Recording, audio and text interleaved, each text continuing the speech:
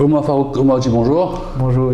Merci de me recevoir et d'être invité cette semaine de l'écho du mercredi. Alors, un nouvel environnement. La dernière fois, c'était pas trop comme ça. Alors, comment va Omar J, le groupe Omar J? Alors d'abord, merci beaucoup et bonjour à tout le monde qui nous regarde et qui nous écoute.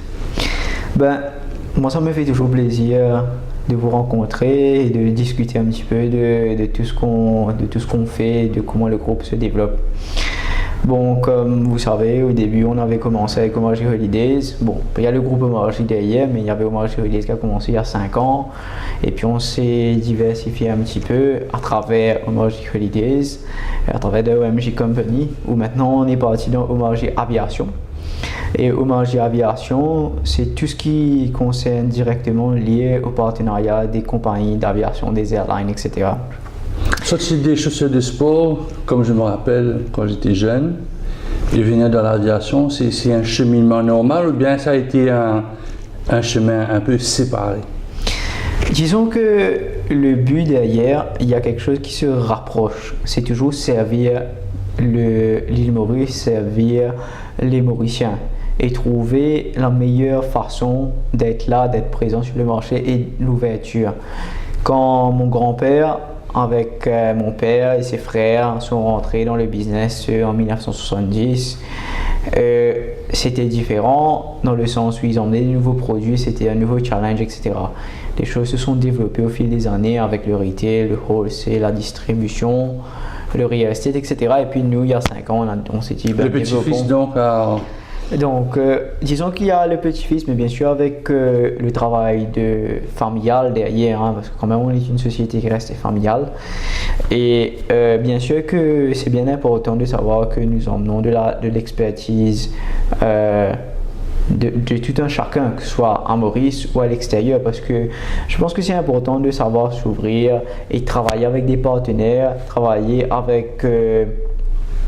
comme on dit, des collaborateurs internes et externes qui ont cette expertise que peut-être nous voyons différemment. Et donc c'est comme ça que nous nous sommes développés, nous nous sommes diversifiés. Et maintenant, bon, avec Omar J Holidays, donc tout ce qui est travel agency, tour opérateur, etc. Et il ne faut pas oublier qu'on fait aussi la représentation du STB, le Seashore Tourism Board. Et nous sommes partis dans une nouvelle aventure qui est Omar J Aviation avec la représentation des compagnies d'aviation. C'est vrai que pourquoi l'Afrique? C'est une question qui vient souvent. Pourquoi avoir choisi un partenaire africain pour commencer? Je pense que le plus important, c'est de savoir que d'abord économiquement, en termes de Maurice et l'ouverture d'Afrique, on parle souvent de ça. Il y a beaucoup de compagnies mauriciennes qui s'implantent dans différents secteurs, l'agriculture principalement. Mais il y a beaucoup de choses qui ne peuvent pas être faites s'il n'y a pas de... connectivité. Voilà, exactement, la connectivité.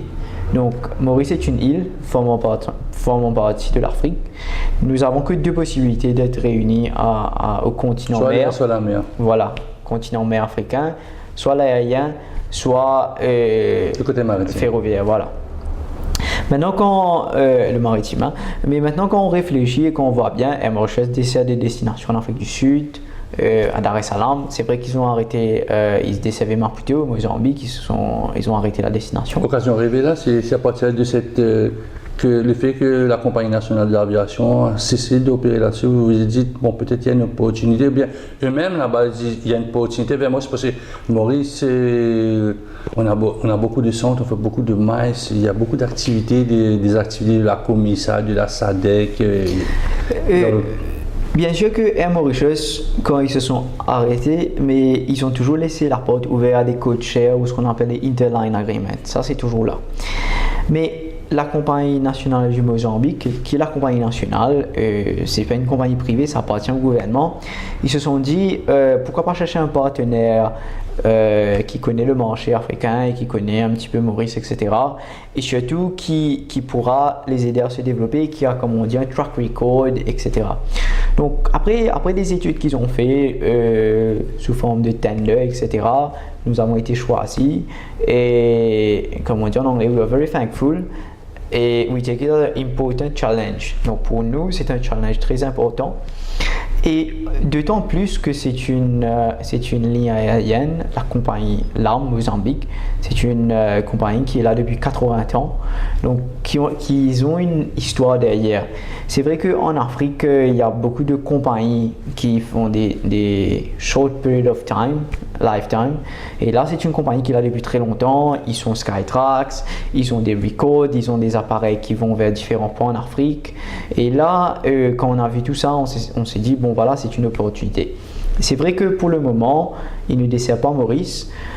Il n'y a pas de date quand ils vont desservir Maurice encore, parce que là nous commençons. C'est-à-dire le fameux droit d'accès aérien. Le droit d'accès aérien existe. Il y a ce qu'on appelle la BASA, le Bilateral Air Service Agreement, qui existe déjà. Ça, c'est déjà en place. Mais ce qu'il faut comprendre, déjà là, c'est le premier pas qu'ils font en termes de partenariat. Maintenant, il faudrait voir quelle est la meilleure solution en termes de partenariat, en termes de coaching, etc. Et en termes de développement, comment faire de sorte que ça marche et que ça se développe. Moi, je pense personnellement que c'est le premier pas où nous allons. Parce qu'il faut commencer quelque part. Si on ne commence pas, on ne peut pas arriver à quelque chose. Donc, le premier pas, c'était de commencer, de trouver un partenaire mauricien et de commencer cela, et ce qu'on appelle le offline GSA Sales. Alors, offline veut dire que nous pouvons émettre des billets sur toutes les lignes de la Mozambique, mais qu'ils ne desservent pas physiquement Maurice. Comment ça se passe ça? C'est-à-dire, je prends un billet, je vais aller dans un pays alors, il y a à partir de l'âme. C'est-à-dire, voilà. Comment ça se fait à partir de Maurice pour que les Mauriciens puissent comprendre? Peut-être un homme d'affaires qui voudrait investir pour faire de la prospection en Afrique. D'ici là, alors, il y a deux possibilités. Il y a trois possibilités au fait pour se rendre au Mozambique et pour comme on dit, catch a LAM flight, donc pour prendre la compagnie LAM. Soit c'est Maurice Johannesburg où Air Mauritius dessert 14 vols par semaine, ou sur Nairobi, il y a 4 vols par semaine, ou sur Dar es Salaam où il y a un vol par semaine. Donc, il y a vraiment cette possibilité de rejoindre un point où la Mozambique dessert.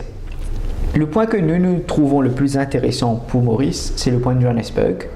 Pourquoi? Parce qu'il y a 14 rotations par semaine et n'importe qui arrive à Johannesburg le matin ou le soir de l'île Maurice, il peut se connecter jusqu'à Maputo, jusqu'à Beira, jusqu'à Nampula, jusqu'à d'autres points, sans tous les nommer au Mozambique. Et du coup, nous proposons ce service où nous pouvons connecter le passager directement de Johannesburg par la Mozambique à tous les points au Mozambique, bien sûr, ce qui facilite énormément le voyage parce qu'il y a des destinations comme Nampula ou Beira où il y a beaucoup d'entreprises mauriciennes qui sont présentes. Et il n'y a que l'âme qui dessert ces points de Johannesburg. Donc quand vous arrivez là-bas, vous n'avez plus besoin d'aller faire escale à Maputo, vous prenez la Mozambique et vous partez directement à Beira. Efficiency en termes de voyage, facilité en termes de gain de temps et bien sûr la fatigue humaine qui est diminuée parce qu'à chaque fois que vous faites un escale, c'est un perte de temps et c'est une fatigue. J'allais venir sur ce point-là. Est-ce que entre mon vol, disons je prends le chemin un peu plus facile qui est Johannesburg, est-ce qu'il y a beaucoup, je dois attendre beaucoup dans l'aéroport pour que je puisse avoir mon vol vers une des destinations? Non, pas du tout. Alors en général, la Mozambique dessert Johannesburg énormément de fois par jour et juste pour vous donner un exemple, la capitale Maputo à Johannesburg, il y a 5 vols par jour. Donc à n'importe quel moment où vous arrivez, vous êtes quasiment sûr d'avoir un vol pour partir vers Maputo. Ça peut être le vol d'Air Mauritius du matin, ça peut être le vol d'Air Mauritius de l'après-midi ou du soir. Vous êtes sûr d'arriver, ce qui permet énormément de facilité et de connexion en termes de développement de votre plan de travail. Parce que quand même, le but, c'est de faciliter et de mettre en place des chemins, comme on dit, des routes, pour que vous puissiez arriver à votre destination finale le plus rapidement possible. Donc c'est un parcours plus fait pour les businessmen ou c'est un peu récréatif? Bon, pour être franc avec vous, quand nous regardons le marché, Maurice, Mozambique, il faut que nous soyons très francs. Nous nous occupons de la partie de Maurice. Donc, nous sommes émetteurs, nous nous occupons de la partie de Maurice. 80 à 85% du trafic de Maurice au Mozambique, c'est un business traffic. La raison, c'est qu'il y a beaucoup d'entreprises. Il y a à peu près 10 ou 15 ans de cela, le gouvernement mozambicain et le gouvernement mauricien avaient signé un MOU pour mettre en place des agriculture land pour cultiver de la canne à sucre, ainsi de suite, d'autres produits d'agriculture. Ils avaient mis en place des services, tout ce qui est services financiers, mais aussi services comme BPO, etc. au Mozambique pour permettre cela. Juste pour prendre un exemple, nous avons notre première banque à Maurice qui a une filiale au Mozambique. Donc du coup, en termes de connectivité financière, ça existe. Connectivité agriculture, il ne faut pas oublier que Maurice, souvent, enfin maintenant, on s'avance plus vers l'ouverture du sucre avec l'Europe. Mais à l'époque, le Mozambique, le sucre qui était produit au Mozambique était réexporté sur Maurice et c'était de Maurice qui était réexporté sur l'Europe. Donc parce que la capacité qui était produite en Maurice n'était pas suffisante. Et donc tout ça, ça crée un petit peu ce business traffic. Maintenant, et puis vous avez ce qu'on appelle le leisure traffic qui compte aux alentours de 10 à 12% dépendant des saisons. Le leisure traffic, c'est quoi Disons, vous avez Safari. Voilà, vous avez le safari, mais aussi quelque chose qui compte dans le leisure traffic, c'est par exemple vous avez votre journal, vous avez votre compagnie qui est établie au Mozambique et vous envoyez un Mauricien ou une Mauricienne travailler là-bas. Et il y a sa famille qui vient, ça peut être ses parents, ça peut être cousins, frères, sœurs, épouses, enfants peut-être, qui y vont parce qu'il y a de la famille là-bas. Donc ça crée un petit peu ce leisure business, comme ce qui existe à Madagascar ou dans d'autres pays de la région. Donc ça c'est vraiment le leisure traffic. Et puis, nous avons ce qu'on appelle un transit traffic. Ça, ce sont souvent des raisons, soit parce que quelqu'un rate un vol ou parce qu'ils ont besoin d'aller dans des destinations spécifiques. Donc, du coup, ils font un transit par le Mozambique. Donc, ceci dit, c'est pour dire que le business traffic représente une grosse partie des échanges entre les deux pays. Et nous, notre but, c'est aussi de venir faciliter cet échange parce que quand même, quand vous augmentez ou vous facilitez la connectivité, vous mettez en place une meilleure disposition pour les businessmen en termes de timing, en termes de route, les points qui souffrent. Par exemple, comme avant, pour aller à Pemba, il fallait faire escale à Maputo, etc. ou pour aller à Beira. Maintenant, vous avez une connectivité directe où vous arrivez à Johannesburg et puis vous prenez un vol et vous êtes directement à Beira. C'est un gain de temps généralisé alors. C'est un gain de temps généralisé, c'est un gain en termes de coût parce qu'à l'époque, par exemple, vous devez peut-être passer par Maputo, payer une nuit d'hôtel, repartir à l'aéroport, reprendre un vol pour Pemba ou pour Beira. Ou peut-être prendre la route qui prend des heures. Donc du coup, nous essayons, par ce partenariat avec la Mozambique, de permettre aux passagers de se connecter beaucoup plus facilement. Donc on a parlé businessmen, on a parlé récréatif, mais je n'ai pas entendu le mot étudiant. Est-ce que les étudiants seraient intéressés, peut-être, on parle de Maurice, de hub éducatif, on a beaucoup d'Africains qui viennent à Maurice pour apprendre. Est-ce que ça aussi, c'est un créneau intéressant pour Omarjee Holidays?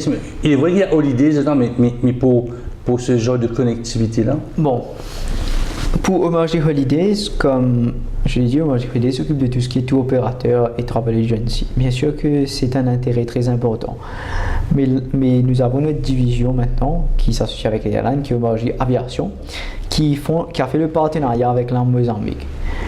Juste pour mieux peut-être comprendre, et c'est une très bonne question je pense, et c'est quelque chose de très intéressant économiquement et aussi pour le développement de Maurice as an educational hub, comme on parle souvent maintenant du mot, de tout ce qui tourne autour de faire venir les gens par rapport à l'éducation. Alors, Maurice, pour nous, Omarjee Aviation et la Mozambique, ce partenariat, ça veut dire entre guillemets que nous nous occupons de développer les ventes ou stimuler le marché des passagers de Maurice.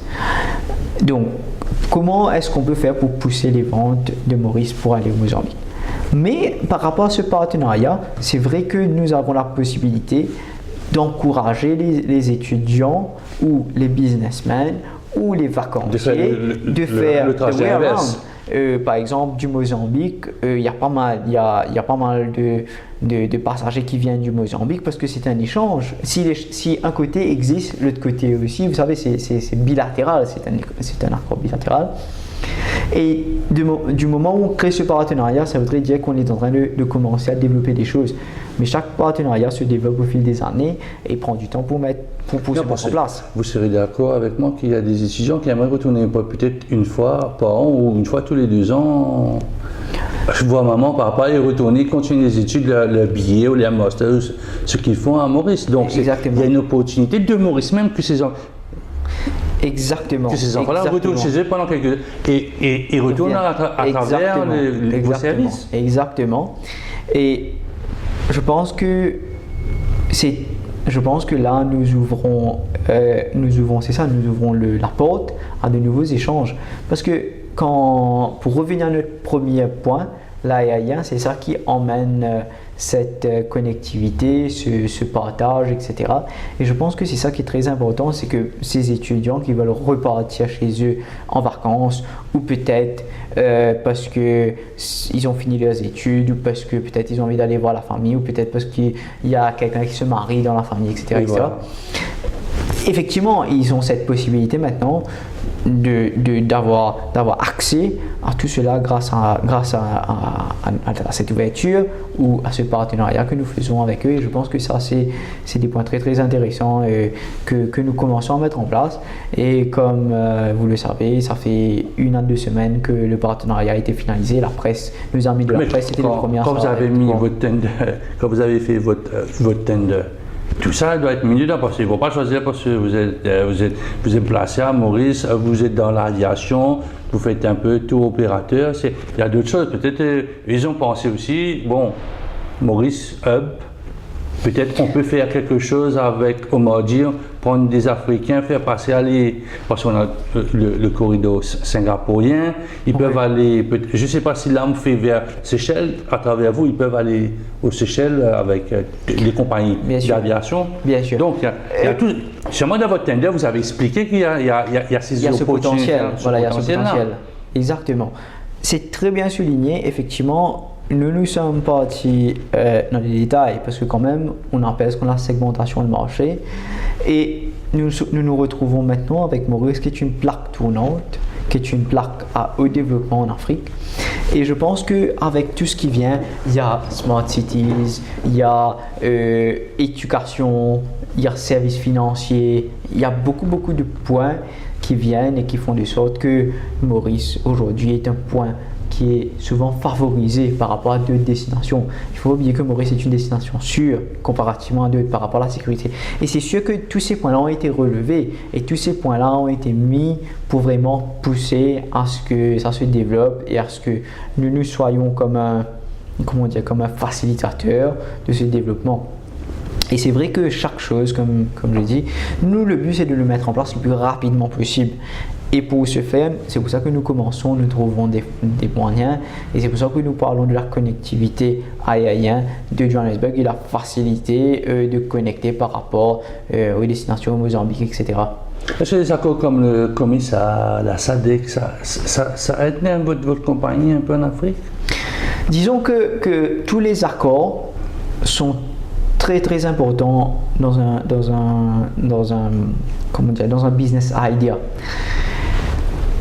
Je pense que le meilleur exemple que nous avons eu au XXIe siècle, en 2017, c'est de voir ce qui s'est passé avec le Qatar, l'Arabie Saoudite et d'autres pays où ils ont fait il y a eu un bloc d'un côté et puis un pays de l'autre. Et aujourd'hui, quand on voit ça, le Qatar se retrouve un peu seul entre des pays, ils ne peuvent plus overfly, donc ce qu'on appelle le overfly right, ils ne peuvent plus overfly certains pays, etc., etc. Donc quand on voit tout ça, on se dit, souvent on sous-estime les accords qui sont mis en place entre des pays ou bien des MOU ou des choses qui sont mises en place.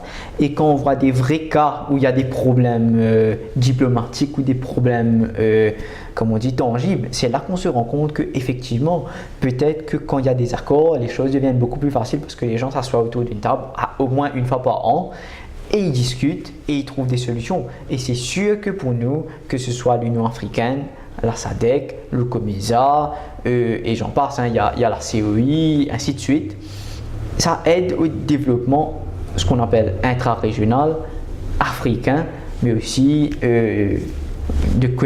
la connectivité africaine, ça développe d'une meilleure des façons. Et nous, notre but, c'est ça, c'était de travailler, de développer cela. Et comme je l'ai dit avant, le Mozambique, c'est un pays où Maurice a beaucoup de un pays de relations. peuplement, parce que Voilà. notre ancienne histoire, il n'y a pas de bonnes choses qui s'est passées sortant de là-bas, mais ça fait partie de notre... Ça fait partie c'est un pays de l'histoire, peuplement de Maurice exactement. aussi. Et eux, ils le savent, nous, on le sait.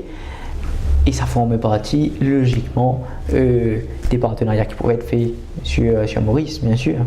Mais s'il y a des contraintes, c'est-à-dire si moi, demain, je décide d'aller, je ne sais pas dans quel pays, on passe par là, qu'est-ce qu'il me faut? Donc, il y a toujours le visa, on n'a pas besoin de visa, parce que c'est ça qui bloque moi. C'est dès qu'ils entendent visa, ils commencent à paniquer. Il nous faut des visas, il nous faut quelque chose pour se servir de vos services. Non, alors, je pense que en 2017, fin 2017, il y avait un rapport qui est sorti d'une organisation suisse et qui mettait il y avait un rating des passeports les plus puissants au monde. Et ça va surprendre beaucoup de gens de savoir que Maurice sont parmi les 10 ou 15 pays où nous avons besoin le moins de visas pour voyager à travers le monde. Maintenant, venons plus à notre sujet de l'Afrique. Il y a beaucoup de pays d'Afrique, maintenant, nous n'avons pas besoin de visa pour partir en Afrique. Ce qui voudrait dire, c'est que la relation qui existe entre Maurice et l'Afrique est une relation assez cordiale. Et souvent, quand vous allez en Afrique, vous allez entendre, Maurice est pris comme exemple. Maurice est parmi les plus pris en compte, les plus admirés ou même les meilleurs en termes de qualité de vie, les meilleurs en termes de sécurité. Et même, je dirais que la preuve, l'Afrique du Sud, qui est un pays très développé en Afrique, sur le continent africain, beaucoup de Sud-Africains n'hésitent pas à venir à Maurice pour venir s'établir, investir, échange de business, vacances, ainsi de suite. Et je pense que si Maurice n'était pas un pays attirant, il n'y aurait pas eu tout cela. Maintenant, en termes de visa, non. Les Mauriciens n'ont pas besoin de visa pour se rendre au Mozambique, pour se rendre en Afrique du Sud. Donc, c'est vraiment facile, mais ailleurs, je dirais. est-ce que ailleurs, si vous, je sais pas moi, y a-t-il quelque chose comme le Nigeria? C'est un pays qui est un peu à la mode pour de bonnes et de mauvaises raisons aussi. Puis, est-ce que on parle de l'Afrique occidentale, le Cameroun, le Tchad, comme ça? Est-ce qu'il faut un visa? Alors, effectivement, il y a beaucoup de pays africains que les Mauriciens ont besoin des visas. Mais c'est aussi nous, par l'historique de ce qui a été fait à ONG Holidays et un petit peu ça, il ne faut pas oublier comment ONG Holidays s'occupe de faciliter les visas. Pour le Maroc par exemple, où les Mauriciens ont besoin des visas pour aller au Maroc, qui est une destination très prisée, pas juste au niveau de Maurice, mais au niveau de l'international, quand même au niveau touristique, au niveau du business, au niveau des conférences, etc. etc. Donc nous facilitons cela. Pour les autres pays africains, il y en a beaucoup de pays où les Mauriciens n'ont pas besoin de visa. Il y en a aussi pas mal où les Mauriciens ont besoin de visa, comme le Maroc, l'Algérie, la Tunisie, le Maghreb. Il y a aussi l'Éthiopie. Il y a des pays comme... on en passe, on va passer un petit peu les noms, mais il y en a pas mal. Mais il y a aussi pas mal de pays où les Mauriciens n'ont pas besoin de visa. La Namibie, l'Afrique du Sud, le Botswana, la Tanzanie, le Mozambique. Ça c'est un peu dans comme ça, SADC. Voilà, exactement. Donc il y a vraiment cet échange. Il ne faut pas oublier que d'après les dernières réunions de l'Union africaine et l'Afrique, nous nous dirigeons plus vers un free movement. Et je pense que ça, c'est intéressant, parce que ça voudrait dire que dans les années à venir, j'espère... Vous avez moins de travail. Peut-être pas moins de travail, mais ça facilitera les échanges. Parce qu'il ne faut pas oublier que pour nous, de l'aviation ou le tourisme, toutes les barrières sont un moins pour nous. Quand il n'y a pas de barrière, c'est un plus. Regardez par exemple maintenant aujourd'hui, il y a 15 ans de cela, il fallait un visa pour partir en France. Vous avez de la famille, vous voulez aller en France, vous voulez voir vos enfants ou n'importe qui étudie. passer par le chemin, on va dire, de l'ambassade pour aller avoir un visa, ça prend tellement de temps que des fois on préfère dire bon, on laisse tomber, c'est coûteux, ça prend du temps, c'est embêtant, etc., etc. Et à l'époque, on parlait même pas de e-visa, on parlait de documentation. Donc c'était des documents sur des documents, des documents sur des documents. Et maintenant, il n'y a plus besoin de visa dans tous les États Schengen. Maintenant, vous venez, vous avez votre billet, vous prenez l'avion pour 30 jours, 90 jours, 60 jours, vous partez en Europe, vous revenez, vous faites le va-et-vient. Et ça, ce sont des choses qui ont apporté à de meilleurs échanges. Et aujourd'hui, vous prenez 15 ans de cela et aujourd'hui, vous allez voir que les chiffres ont drastiquement augmenté. Donc, et ça se fait pas within a night time, ça se fait au fil des années, c'est pour ça qu'on parle de 15 ans. Et c'est pour ça que je pense que l'Afrique est en train de s'unir. Et d'ailleurs maintenant, récemment, j'ai eu la chance d'être dans une conférence en Afrique où on discutait un petit peu ce qu'on appelle l'Open Sky, qui a été discuté à Maurice il y a déjà pas mal d'années. Et les pays africains sont en discussion pour vraiment faire ce qu'on appelle de l'Open Sky en Afrique. Un peu ce qu'il y a en Europe, ça voudrait dire que demain, vous avez une compagnie d'aviation, vous voulez aller ouvrir votre compagnie au Tchad ou au Centrafrique pour desservir la Tanzanie, il n'y aura rien qui va vous empêcher si vous êtes une société mauricienne. Vice versa, si demain il y a une société africaine qui veut s'implanter en Maurice pour faire des lignes avec Singapour ou l'Australie, c'est vrai, il y aura l'enjeu concurrentiel. Mais qui dit concurrence dit aussi meilleur service, qui dit concurrence dit aussi meilleur développement, meilleur prix, beaucoup plus d'ouverture. Bien sûr que la concurrence doit être éthique, respectable, respecter des adversaires ou ce qu'on dit des compétiteurs sur le marché. Donc, la question que vous vouliez me dire là, c'est que la concurrence est un peu malsaine, ou les concurrents ils ont des coups fourrés quelque part? Non, moi ce que j'essaye de vous dire, c'est que je pense que la concurrence, actuellement, dans beaucoup de pays, il n'y a pas de concurrence dans l'aérien. C'est pas vraiment parler de coups fourrés ou de coups sous la ceinture, etc. Mais c'est plus de parler qu'il n'y a pas de concurrence. Il y a très peu de pays en Afrique où il y a de la compétition dans l'aérien. Je peux en nommer. L'Afrique du Sud, vous avez de la compétition. La Tanzanie, vous avez de la compétition. Mais vous prenez par exemple la Zambie. Vous n'avez pas de compagnie nationale, vous avez une seule compagnie privée. Il y a décembre 2017, le gouvernement zambien a décidé d'emmener une compagnie nationale. Ça va créer une nouvelle ère. Je prends un autre exemple, le Ghana. Accra, la ministre du Transport était à Maurice il y a 9 mois de cela pour commencer une compagnie aérienne nationale où ils ont cherché un petit peu le support de Air Mauritius et du gouvernement mauricien. Mais ils ont une compagnie privée là-bas, une compagnie chinoise qui est implantée là-bas qui s'appelle World Airlines. C'est une compagnie qui performe correctement, qui performe très bien, mais quand la compagnie nationale va venir, ça va créer une concurrence, ça va créer un dynamisme sur le marché, où trouver sa place, etc. Ce que je veux dire, c'est que dans chaque pays, actuellement, nous nous retrouvons dans une situation que le gouvernement est en train de rentrer sur le marché du privé, c'est un genre d'étatisation de l'air.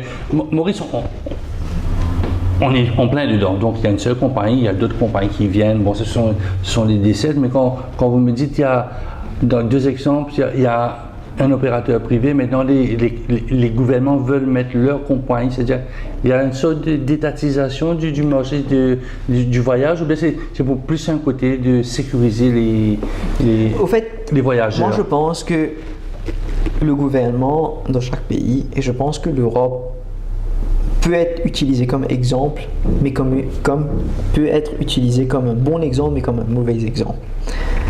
Prenons le cas de l'Afrique. Il y a des pays où il n'y a pas de compagnie nationale. Je prends la Zambie par exemple, qui est un pays qui n'est pas très éloigné de nous. La Zambie n'a pas de compagnie nationale, ils n'ont qu'une compagnie privée. Leur but, c'est de venir mettre en place une compagnie nationale, peu importe qui sera le partenaire. Mais il peut y avoir une idée de complémentarité. La compagnie privée, elle emmène des passagers, la compagnie nationale fait des lignes et ils ne se concurrencent pas entre elles, mais ils sont complémentaires. Chacun a sa place. Mais il faut juste laisser chacun s'exprimer et faire son business. Mais c'est ça que moi je veux dire, je pense que l'Open Sky en Afrique risque d'emmener beaucoup de changements. Et puis, c'est des choses qui motivent le secteur. Je prends un autre exemple, un pays africain qui vraiment a du jour au lendemain ouvert son Sky avec l'Europe, c'est le Maroc. Et je pense que le Maroc est souvent utilisé dans l'Afrique du Nord. L'Afrique du Nord comme un exemple en termes de Open Sky. Du jour au lendemain, ils ont la compagnie nationale Royal Air Maroc, qui est la compagnie du Royaume du Maroc, et ils décident d'ouvrir le Open Sky. Donc, la Royal Air Maroc est une compagnie gouvernementale, se retrouve avec des centaines de concurrents. Exactement. EasyJet, Ryanair, et j'en passe. Et le j'en low cost, passe. tout ça. Et j'en passe, exactement. Et j'en passe. Il y a Air Arabia, etc., qui s'implantent du jour au lendemain et qui viennent concurrencer la compagnie nationale. Quand vous parlez avec la Royal Air Maroc, c'est sûr, ils ont passé par des moments très difficiles, mais aujourd'hui, vous regardez la Royal Air Maroc, ils ont des très bons avions, ils sont en train de se développer, ils sont en train de réévaluer leur stratégie, etc., etc. Pourquoi? Parce qu'en emmenant de la concurrence, du jour au lendemain, ils sont obligés, soit ils s'adaptent, soit ils disparaissent. Bien sûr, c'est une compagnie nationale, donc il y aura un peu de la subvention du gouvernement, etc., etc. Mais à the end of the day, ils savent se réinventer, ils savent emmener et aider au développement du marché touristique, de l'arrivée, de l'aérien, etc. Pourquoi pas, si ça aide à développer tout cela. Moi, je pense que ce sont des opportunités et en Afrique, nous avons besoin des opportunités. Est-ce que c'est cher, vos services? C'est-à-dire, je fais le tour, je passe par Johannesburg, je passe par Dar es Salaam, Maputo. Est-ce qu'il y a une différence de prix d'un de vos concurrents ou bien vous êtes presque quasiment sur les mêmes chiffres? Alors, nous, notre but, d'abord en termes de prix, nous ne desservons pas la destination Maurice, Maputo en vol direct. Donc, le passager comprend cela. Il a besoin de passer par Johannesburg, il a besoin de passer par Dar es Salaam ou par Nairobi. Mais nous voulons faire de sorte que quand nous passons par ces points, nous arrivons à réaliser un prix quand même correct ou moins cher. Parce que à the end of the day, quand la personne va jusqu'à Johannesburg, il a besoin de relier Beira, Nampula ou Maputo ou d'autres villes, qu'il paye moins cher que ce qu'il payait avant, ou qu'il a un meilleur service, ou qu'il a des facilités. Et c'est un peu le but, et c'est ce que nous recherchons, et c'est ce que nous voulons faire, et nous espérons arriver vers cela avec nos partenaires, nos stakeholders, que ce soit nos clients, les gens qui travaillent avec nous, etc. Voilà, collaborateurs, etc. Mais est-ce que vous avez un bureau à Johannesburg? Je descends de l'avion, je suis un peu perdu, je ne sais pas où aller. Est-ce que vous avez un représentant là-bas qui va aider vos passagers pour connaître, parce qu'ils peuvent se perdre là-bas, ou ils peuvent rater une connexion en pensant qu'ils sont allés à Mauricienne, là-bas on est allé à Sud-Africaine. Ils peuvent rater par une temps ou 2 temps leur connexion. Est-ce que vous avez quelqu'un qui vous représente, Alors, on prend the bigger picture. Nous, on représente la Mozambique. Nous sommes partenaires directs, donc nous sommes le Junior SS Agent, donc nous sommes l'agent accrédité de la Mozambique à Maurice. La Mozambique, ils ont des bureaux à travers le monde. Donc, nous ne sommes pas en relation directe avec le bureau de la Mozambique en Afrique du Sud à Johannesburg. Quand vous arrivez à l'aéroport à Johannesburg, vous avez un problème. Vous allez dans le bureau de la Mozambique. Vous voyez la Mozambique, vous allez là-bas, ils vont vous accueillir, ils vont vous aider et ils vont faciliter donc les choses. Donc la prise en main se fait à partir de Kirby, Plaisant, Johannesburg jusqu'à destination. Voilà, exactement. Et même quand vous êtes au Mozambique, vous avez un problème, il y a le bureau de la Mozambique, donc vous êtes à aucun moment vous êtes perdu ou vous vous perdez ou vous n'êtes pas sûr, parce que c'est obligatoirement, même vous êtes en France, même vous êtes en Allemagne, même vous êtes aux États-Unis, vous allez taper à la porte de la Mozambique, ce sera pareil. Et c'est pareil pour nous. Demain, il y a un Américain ou un Français ou un Chinois ou un Allemand ou un Australien qui est là et qui a besoin des renseignements sur la Mozambique. Il vient d'ici et nous pouvons lui donner le même service, les mêmes réponses que ce qui aurait été donné par la Mozambique au Mozambique.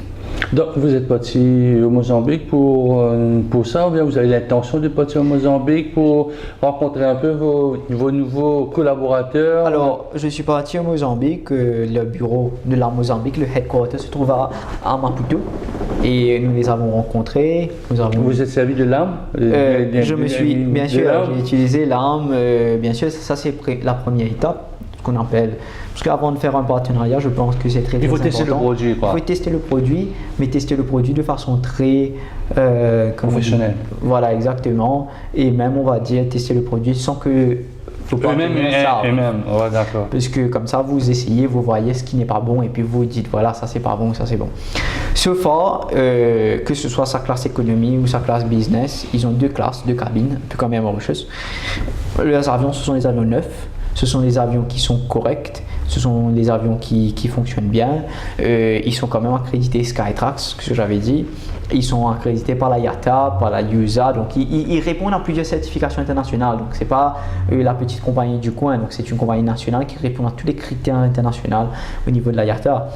Et quand j'ai pris l'appareil, j'ai été agréablement surpris de voir que le confort, la facilité, même au niveau, ils utilisent des Embraer 190, qui est un appareil qui est quand même connu en Afrique et même en Europe.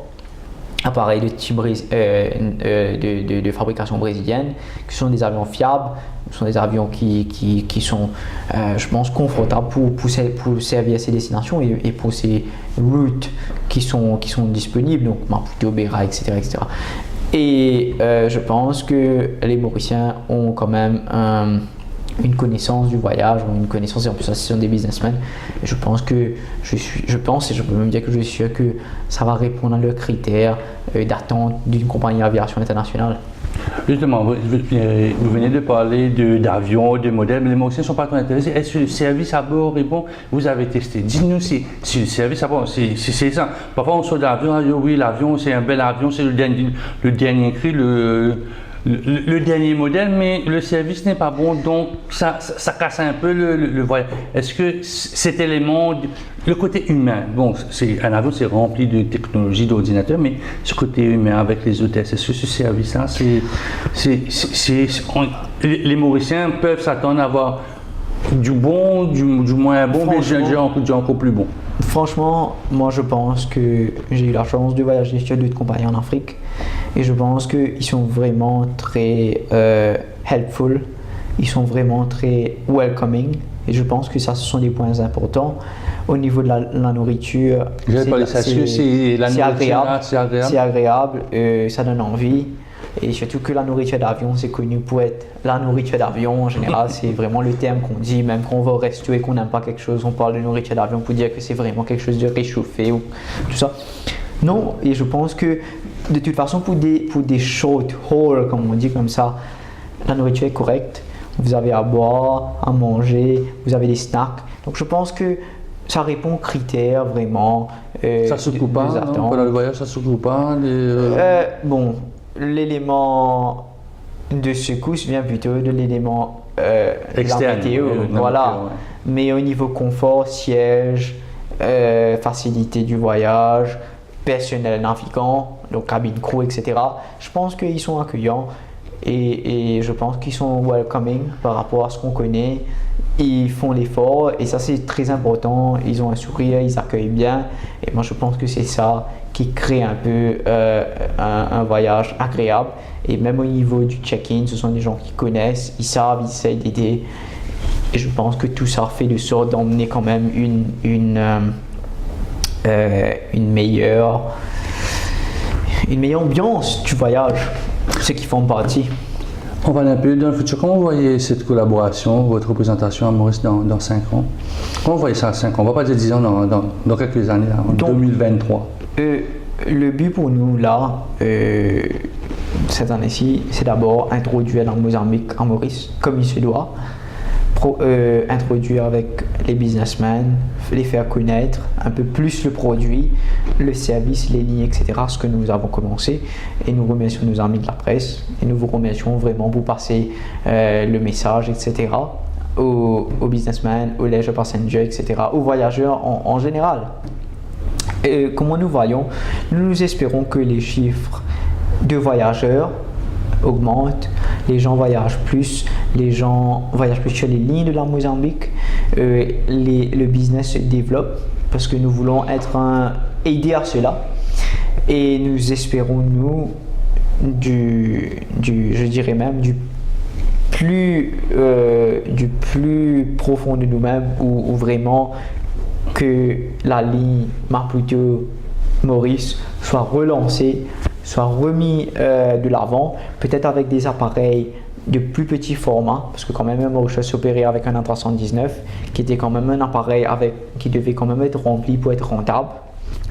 On va pas aller dans les éléments techniques, peut-être utiliser un avion de plus petit format, peut-être pas ATR, mais ATR c'est trop là. Exactement, mais peut-être de type Embraer 175, 190, sans entrer dans les détails, mais plus petit format qui pourrait faire la ligne, qui pourrait être rentable et peut-être ouvrir un peu plus de points, parce que quand même d'après la BASA, le bilatéral, il y a différents points qui peuvent être desservis. Et peut-être proposer une ligne directe, ce que moi j'espère, mais maintenant tout dépendra de ce que la compagnie aérienne, etc., exactement. Et je pense que nous, en termes de société, en termes de partenaires, we value this partnership et on voudrait que ce partenariat aille le plus loin possible et se développe de la meilleure des façons possibles, parce que quand même, je pense que chaque partenariat est important. Pour une société, pour nous, c'est un partenariat important pour le développement économique et aussi intra-régional africain et Maurice. Donc vous allez prendre votre bâton de pèlerin, vous allez dans les bureaux, toc toc toc, essayez-nous, ou bien vous allez faire des rencontres, des B2B ou quelque chose comme ça. Vous allez essayer d'influencer les business, ils ont leur habitude, il faut là vous faire connaître. Est-ce que votre plan marketing est là, votre stratégie, on va parler de votre stratégie, mais est-ce que vous entrevoyez de faire des rencontres, des grandes réunions ici et là? Vous savez, il y a quelque chose de très intéressant que vous avez dit là. Il y a quelque chose qui dit we don't like change. On n'aime pas changer, oui. Voilà. On n'aime pas changer nos habitudes, on n'aime pas ce qui est nouveau. Mais à the end of the day, des fois, quand on essaie quelque chose, on peut être agréablement surpris de la bonne façon. Et je pense que prendre le bâton de pèlerin, aller un petit peu, le mot est très prononcé, mais nous, ce que nous voulons, c'est faire comprendre à nos collègues du business, Maurice, le gain de temps, c'est aussi un gain d'argent pour eux. Le gain de temps, c'est aussi faciliter leur voyage, faciliter leur rendez-vous, mettre en place à de meilleures dispositions.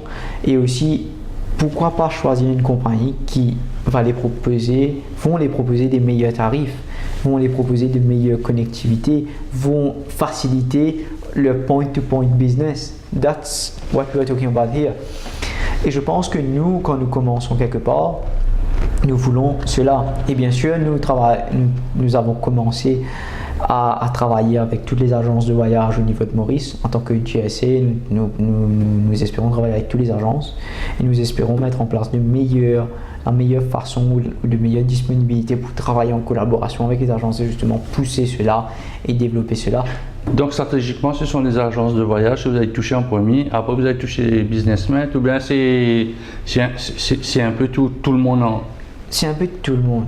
C'est un peu tout le monde parce que quand même, nous voulons être présents un peu partout.